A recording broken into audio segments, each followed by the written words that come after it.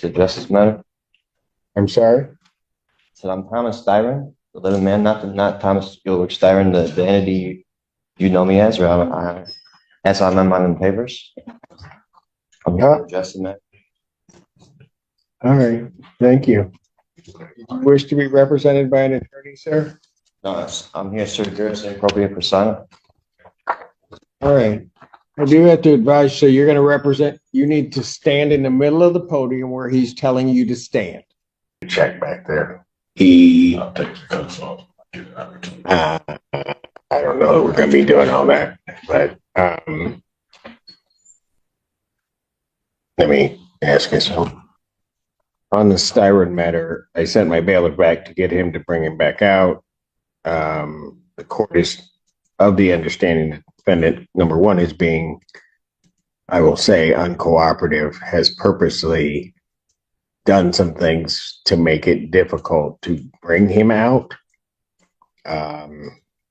What I'm going to do at this point in time, we're not going to wait and not going to play his game. We will hear him next week because of his behavior today before the court. At this point, I will revoke his bond and I will adjourn the probable cause conference. He certainly poses a risk to even bring him out. So I will adjourn this out to May 2nd, 2024, 9 a.m. or as the invite indicates. I will leave it there for the reasons that I've stated on the record. Mr. Mansour, he is not represented by counsel. If you would, for the court, take the opportunity to go back and to apprise him that of what the court has done and that I will see him next week. The court feeling that he's being uncooperative and not compliant. All right. Thank you. Thank you, Your Honor. Thank you. Court does call the case, People versus Tariq Day.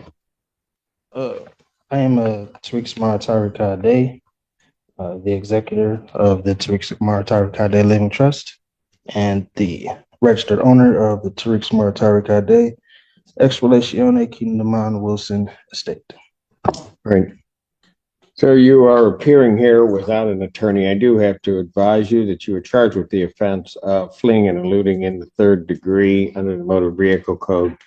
That is a felony punishable by up to 5 years incarceration and or $1,000 fine plus court costs.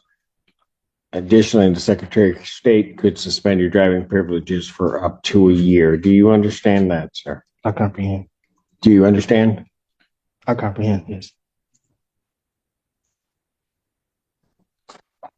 The court has to further advise you that if you wish to be represented by counsel, the court would ensure that counsel would be appointed to represent you in this matter and that you would have counsel if you could not afford to hire counsel yourself. I also wish to advise you that the court would be treating you the same as it would the people in this case. There are certain dangers to representing yourself in this matter, in that you will be required to abide by the Michigan court rules, the Michigan rules of evidence, and all of the cases and statutory requirements. You understand that? I do not. You do not. What is it about that you do not understand? It's against my religion to adhere or to assimilate to any statutory. Sir, I'm not asking anything about your religion.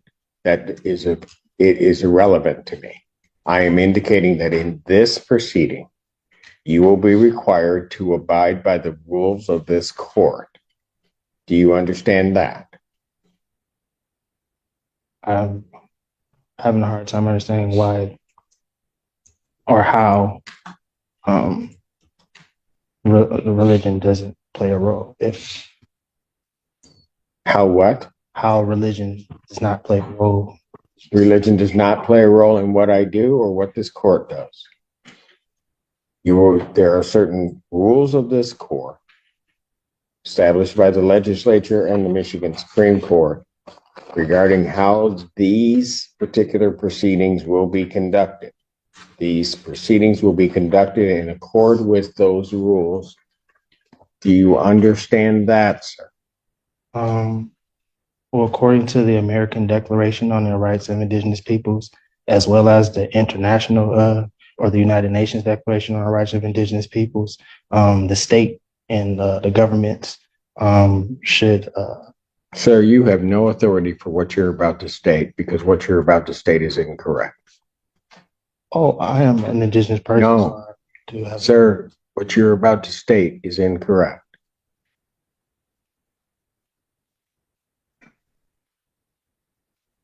Well, If you were on indigenous lands, if that's where you're going, then maybe you might be right. As it stands right now, this proceeding is not on indigenous land. well, that's a matter of perspective, sir.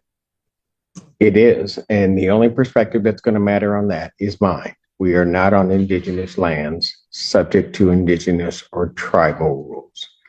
Is there You a are law? subject to the rules of the Michigan Supreme Court as they are promulgated, both in terms of procedure and evidence. Do you understand that that's what's happening, sir? I do not. What is it that you do not understand? I don't understand.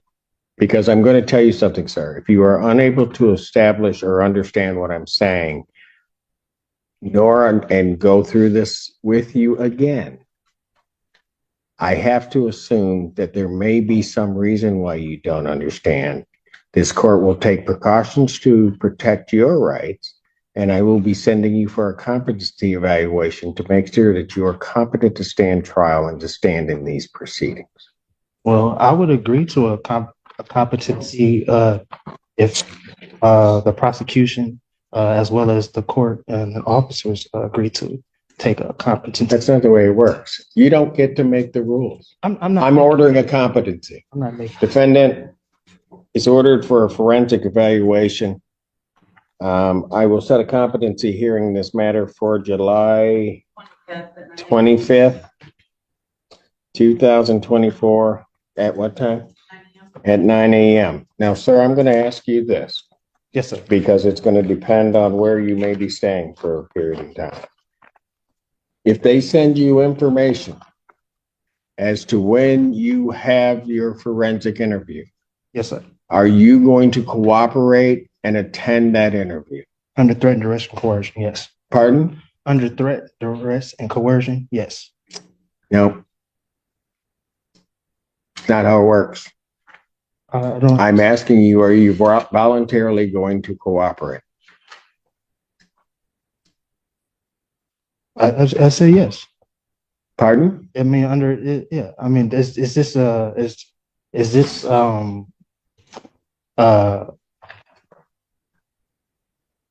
what are, excuse me, what are you relaying to in regard? What are you insinuating in regards to where I will stay for a time? I'm going to make sure that we are going to have our forensic interview done. I've ordered a forensic interview. I am asking you whether or not, when given notice of that interview, whether or not you are going to voluntarily cooperate in that interview. I will take the interview. Excuse me? I will take the interview. Anything from the people? Would the court ask the people to prepare the order for the competency? Yes, please prepare the order for the competency, if you would, sir. And the address for, The defendant, I see on the complaint is 14. is that your address, sir? Excuse me. That's correct. All right. All right, very good. And so I will send a copy to that address. Very good. All right. This time then bond is continued. Yes, sir. And I'm sorry. Can I get that date again, please, sir? If I can put it in my calendar. July 25th. You were supposed to, so I'm assuming you're waiving it. You were supposed to file your motion with. I the did. court. I filed it. When did you file it? I brought it in today. Do we have it? I gave it. I mean, it was stamped and everything. I gave it to the reception. Why didn't you file it before today? Well, as I stated at the last hearing, No, don't go through what you a week. stated at the last hearing. Well, you You asked. knew that, no, you knew it was supposed to be filed before the day. Young man, you're gonna That's it. figure out something. We're playing by my rules, not yours. So you know, do not say anything because you're gonna figure that out real soon. Do they have it? I have not received a response yet. Since I'm sending him for a competency, I can't hear that. I can't hear his motion in any event. So I won't hear his motion at this time. He'll have to refile it timely if he's determined to be competent. So I'll have his bond continue. He can go. What? I didn't get the last part that you said. The bond continued and what? I said you can go. Oh, okay, no problem.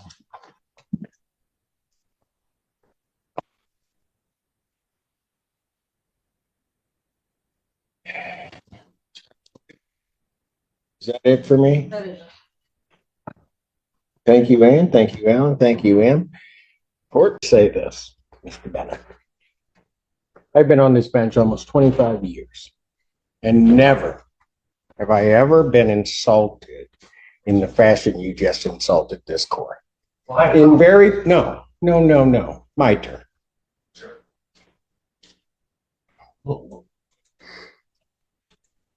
The case, the very first case, when you say the first case I called today was upon receiving a notification about something that I had considered in a bond, was notified that that had been located.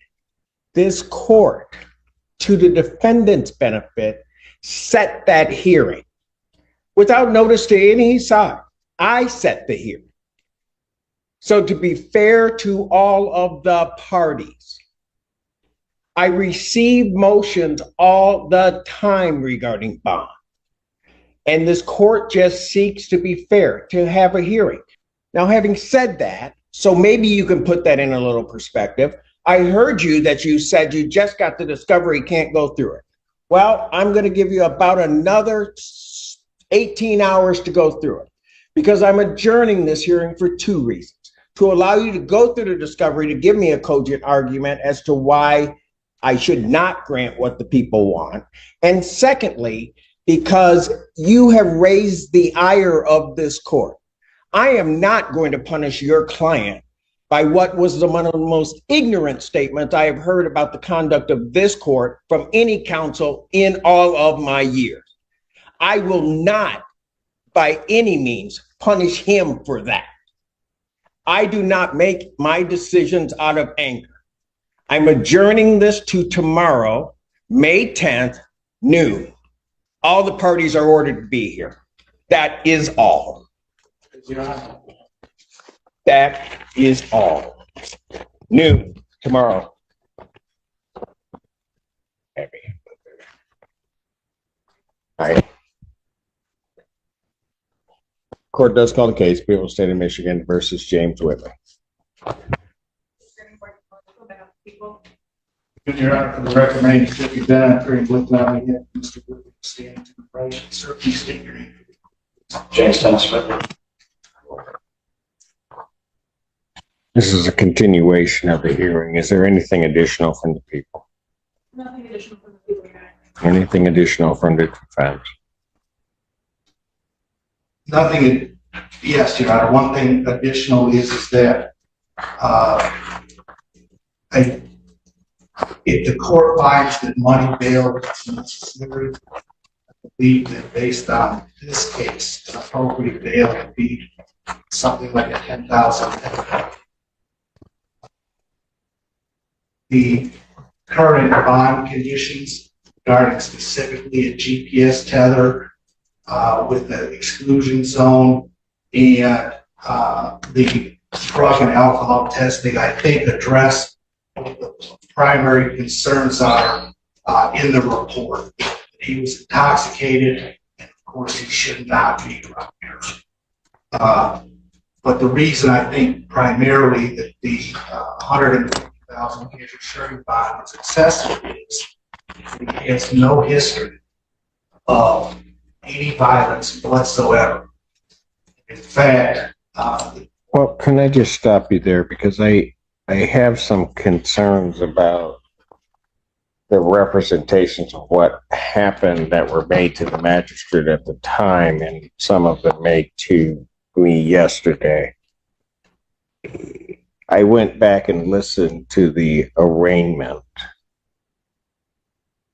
And my understanding is that the alleged victim in this case contacted the defendant to pick her up from Chelsea bowling lanes or something along those lines. he went to Chelsea Lanes to make sure she got home safe, because she was intoxicated. Right. And then after that is when this ensued. I'm having difficulty, well, let's put it this way. According to what I have, he shouldn't have been driving. That's number Well, he one. wasn't tested. The allegation is that he was intoxicated. I don't believe he agrees with that characterization.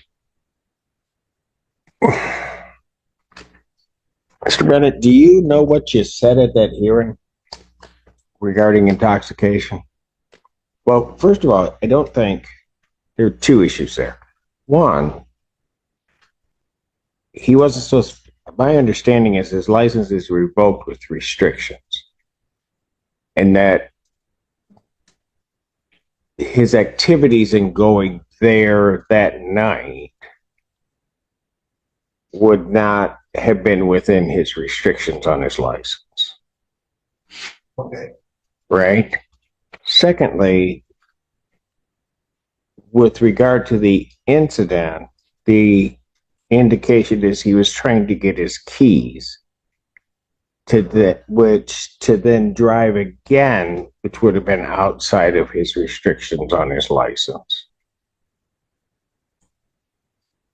And there was at least the indication when there was a talk of intoxication that the defendant at that time may have been intoxicated. I believe I said exactly that. He may have been intoxicated.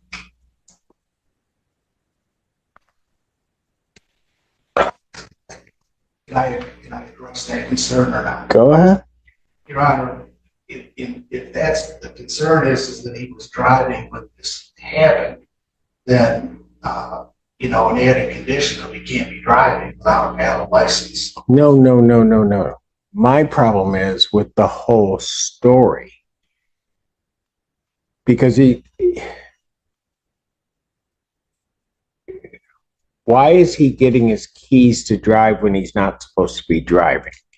Is what I'm having difficulty even understanding the events as you're telling me they may have existed at that time.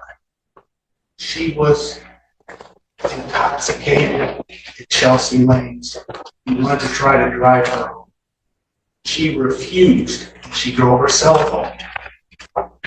I think I haven't seen the alcohol test. I don't know whether that she passed or not. He followed her home to make sure she got there okay. The parties he had generally, I believe, according to the report, spent most nights there. Then they got into an argument and he tried to leave, couldn't find his keys, and that's when the incident with the bed, the phone, and the glass break came. I think, in my opinion, those sort of discrepancies are only, I guess, the absolute truth, I guess, would be relevant to bond, but they decrease the likelihood of conviction when you have the alleged victim saying that her statements weren't entirely accurate. And wishing to recant and him saying he was looking out for her. When the argument got loud, he had asked her to keep it down so her children wouldn't hear them arguing because he was concerned about trauma they experienced from a prior abusive relationship. And telling her to calm down actually escalated the fight, and that's when the incident happened in the bedroom, which there's a disagreement about what that was. That, at the end of the day, resulted in the injuries that were sustained by the alleged victim to her wrists, our arms, and a head. I would clear up, since you gave me the chance, there were actually, I believe the people said there were 3 CAT scans, there were 4, there were 3 x-rays. I was able to do what they provided. But I think that the key issue in this bond is somebody who is a close friend, the alleged victim, has known Mr. Whitley for 20 years and said he's not violent, that this has never happened. So, regardless of whether or not there's a conviction for purposes of bond, he does not pose. Well, if I consider him a danger, yes. I mean, what I've got here is I've got somebody that shouldn't be driving, who may have been intoxicated, who would have driven on 2 occasions when he's not supposed to be driving, in violation of his restricted license, breaking the law. Then I have this confusion about the incident. I don't even know why she would have his keys if it now is you're relating to me that he drove and then followed her, which was not the indication that I got from listening to the arraignment. And then an altercation occurs that results in what I would consider significant injuries to the alleged victim in this case, to the point of a level of medical care that was required regarding that person, which I think would have been significant. And then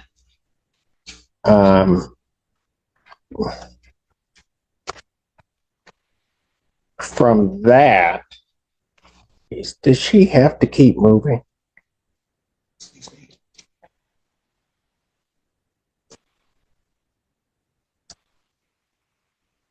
And then,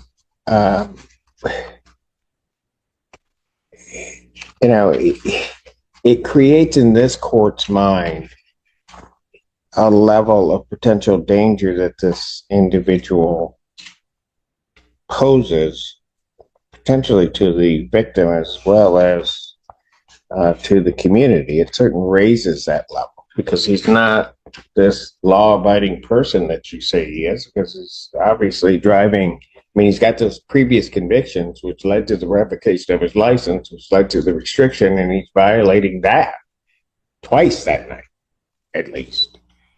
So, I don't know.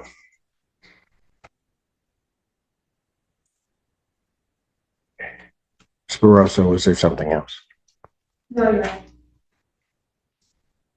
Anything else, Mr. Bennett?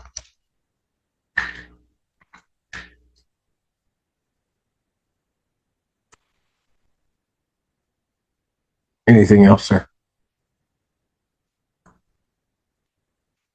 No, I just don't know. I get that he was driving when he was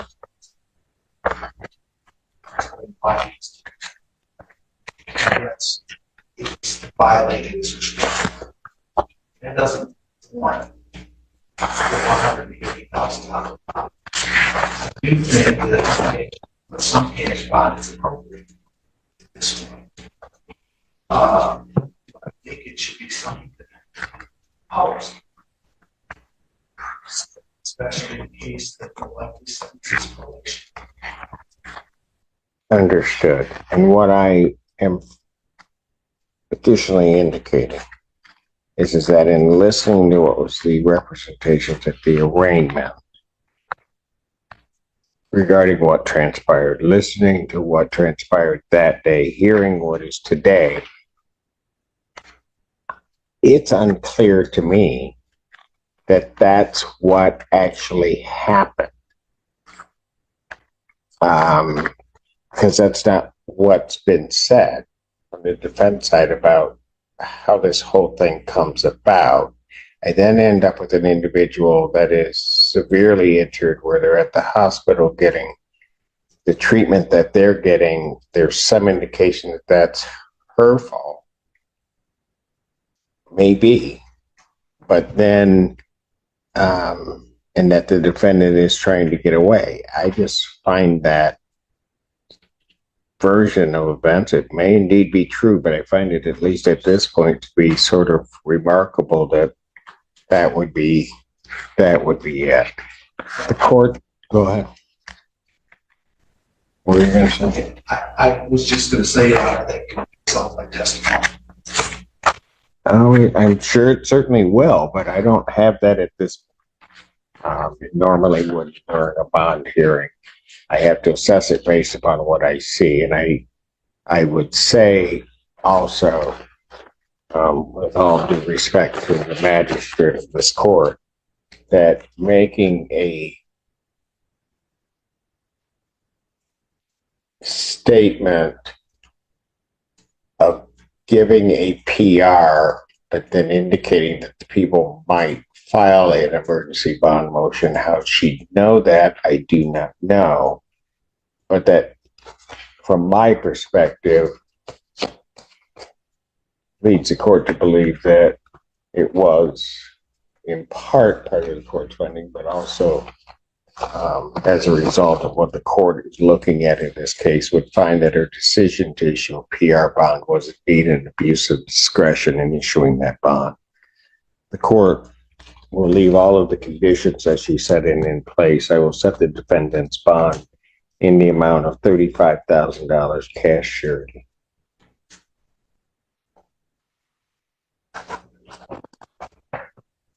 Defendant remanded.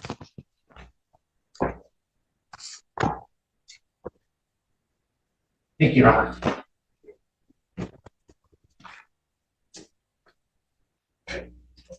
Bill 1. All right. Court's in recess. Thank you. All rise.